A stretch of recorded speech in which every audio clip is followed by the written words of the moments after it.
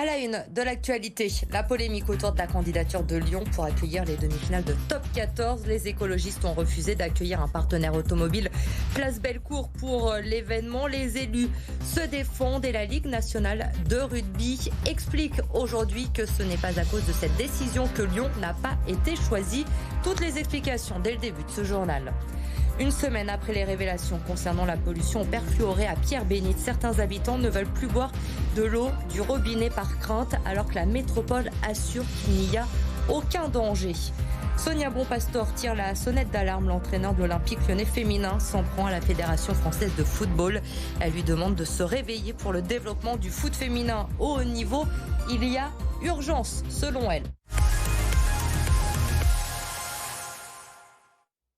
Que s'est-il vraiment passé autour de la candidature de Lyon pour accueillir les demi-finales de Top 14 en 2024 et en 2025 ? La polémique a enflé après les révélations de nos confrères du Progrès hier qui ont mis en avant un choix politique des écologistes. Amélie Duchamp, qu'en est-il réellement ? Que sait-on sur ce dossier ? Alors il faut savoir que lorsqu'on accueille une demi-finale de Top 14, on doit mettre en place un village du rugby, un village où on retrouve tous les partenaires, les sponsors du Top 14. À Lyon, ce village, il aurait dû être sur la place Bellecour, mais un des partenaires, qui est une grande marque de SUV, voulait exposer ses véhicules sur la place, chose que la ville a refusée. L'adjointe au sport, Julie Noblafort, explique dans un tweet que la place Bellecour est classée à l'UNESCO et que de ce fait, il est interdit d'y mettre des véhicules. Elle affirme aussi que la ville refuse de promouvoir ces voitures qui engloutissent l'espace public et sont un danger pour les piétons. C'est également un argument défendu par Grégory Doucet. Écoutez-le, il est au micro de Mélanie Ferreira. La ville de Lyon n'a pas vocation à devenir une concession automobile. En tout cas, l'espace public de la ville de Lyon n'a pas vocation à devenir une concession automobile. On fait partie des villes hôtes de la Coupe du Monde de rugby. On accueillera même une des plus grandes équipes au monde puisque la ville de Lyon sera le camp de base des All Blacks. Voilà.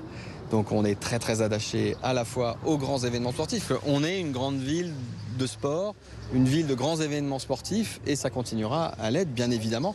Mais on est très très attentif à ce que, et c'est ce qui se passe pour la Coupe du Monde de rugby d'ailleurs, à ce que l'éco-responsabilité soit au cœur de tous les grands événements sportifs.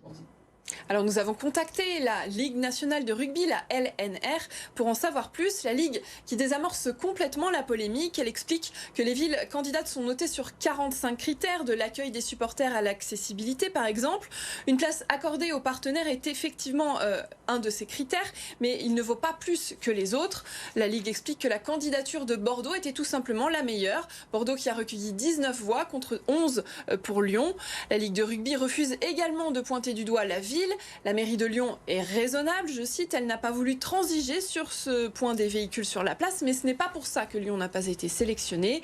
La Ligue qui tient à rassurer les accros du rugby à Lyon. La ville de Lyon a déjà accueilli les demi-finales de Top 14, elle les accueillera à nouveau dans le futur. Nous voilà à rassurer grâce à vous Amélie ce soir. Merci pour toutes ces explications. Une semaine après les révélations concernant la pollution au perfluoré à Pierre-Bénite, certains habitants s'inquiètent. Ils ne veulent plus boire l'eau du robinet alors que la métropole assure, elle, qu'il n'y a aucun danger. Reportage sur place de Lauriane Pellao. Boire de l'eau en bouteille plutôt que l'eau du robinet.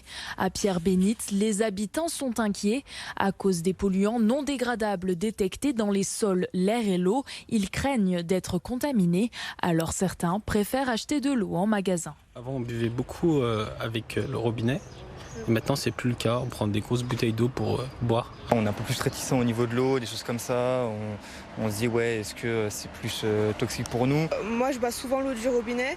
Donc, déjà, c'est inquiétant. Est-ce que ça va changer un truc dans ma santé ? Est-ce que ça va faire quelque chose est-ce que ça va... quelque chose qui va évoluer, on ne sait pas. Selon l'enquête des journalistes de France 5 révélant la présence de ces perfluorés dans l'eau, plus de 200 000 personnes seraient touchées. La métropole de Lyon, en charge de la distribution d'eau potable, cherche en revanche à rassurer. L'eau acheminée à Pierre-Bénite n'est pas contaminée. 57 communes donc de la métropole bénéficient d'une eau d'excellente qualité puisqu'elle provient du champ captant de Crépieux-Charmy qui est au nord de Lyon, dans l'île de Miribel-Jonage et qui est une zone Natura 2000 protégée avec un pompage, donc une alimentation qui provient de la nappe alluviale du Rhône qui est d'excellente qualité. Des enquêtes sont en cours pour analyser l'eau de Givors, Solèze et Grigny, dépendant De Ternay. Sur ce site, le taux de pollution au perfluoré serait, lui, bien supérieur aux normes européennes. Planter 1600 arbres par an, c'est l'objectif du plan nature de la ville de Lyon. On vous en a déjà parlé. 80% des opérations de végétalisation se font sur les arrondissements les plus carencés. Le 8e, le 3e et le 7e. Le 7e arrondissement, justement, qui a inauguré 3 nouveaux espaces qui viennent d'être végétalisés dans le quartier de la Guillotière. Des îlots de fraîcheur censés diminuer un peu les températures lors des fortes chaleurs. Écoutez Nicolas Magalon, le directeur des espaces verts de la ville de Lyon, au micro de Mélanie Ferreira. La première étape, c'est désimperméabiliser l'espace public, c'est-à-dire décrouter et permettre que les eaux de ruissellement se retrouvent au plus près de la terre pour permettre après des phénomènes d'évapotranspiration et donc de rapporter de la fraîcheur. C'est aussi planter 3 strates de végétation, la strate haute avec des arbres, les strates moyennes et intermédiaires avec des arbustes et des plantes beaucoup plus petites. En gros, ça crée un vrai écosystème qui crée un vrai espace naturellement de verdure, de végétation, mais aussi de biodiversité et permet d'apporter un vrai îlot de fraîcheur sur l'espace où ça a été créé. Il y a urgence à 4 jours de la finale de la Ligue des Champions entre l'OL et Barcelone. Sonia Bonpastor a décidé de s'en prendre à la Fédération française de football. L'entraîneur de l'OL déplore le retard en France concernant le foot féminin. Les infrastructures, la médiatisation, les droits TV, mais aussi la formation, elle tire la sonnette d'alarme au micro d'Édouard G. Voilà, la fédération doit aussi avancer sur pas mal de sujets, sur la compétition, les championnats des jeunes, pour que les jeunes puissent jouer aujourd'hui dans des championnats qui leur permettent de s'aguerrir pour le haut niveau.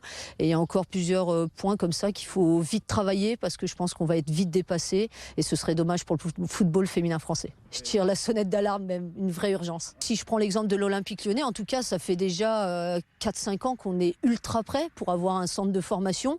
Et aujourd'hui, dans les échanges avec la fédération, on nous dit voilà, il y a des groupes de travail, on échange énormément, ça avance, mais quand il faut prendre les décisions, on n'y arrive jamais. Le foot féminin qui séduit de plus en plus de jeunes filles à l'OL. Les U11 rêvent toutes d'avoir une carrière à la Wendy Renard. Samedi, elles seront d'ailleurs à Turin pour encourager nos Lyonnaises en finale de la Ligue des Champions. Le club qui peut remporter son 8e titre européen face à Barcelone. Laurent Canonico. Et si dans l'ombre de ces U11 féminines de l'Olympique lyonnais se cachait l'élite de demain? 3 entraînements par semaine. C'est sorti, c'est long. Oui. Ces graines de championnes rêvent elles aussi de monter sur le toit de l'Europe et d'emprunter les traces de leurs aînés. Elles vont forcément la gagner parce que l'OL est meilleur que le Barça. Du coup, on va ramener une Ligue des Champions. Et puis aussi, ça m'inspire, elles ont du talent et j'ai envie de devenir comme elles plus tard. C'est devenir joueuse professionnelle à l'OL et en équipe de France. Bien sûr que ça me fait rêver parce que je rêve d'être une joueuse pro et que je rêverais faire ce rêve. Je veux le réaliser. Des objectifs et la culture de la gagne à l'OL. Dès l'école de football, la victoire fait partie intégrante de la formation. Bien joué Camélia, bien identifié. Là, jaune avec Feriel. Les grandes gagnent tous les ans quasiment, que ce soit en Europe ou que ce soit en France. Et nos jeunes de l'académie, après chaque match ou avant chaque match, on leur dit qu'il faut gagner. C'est très important.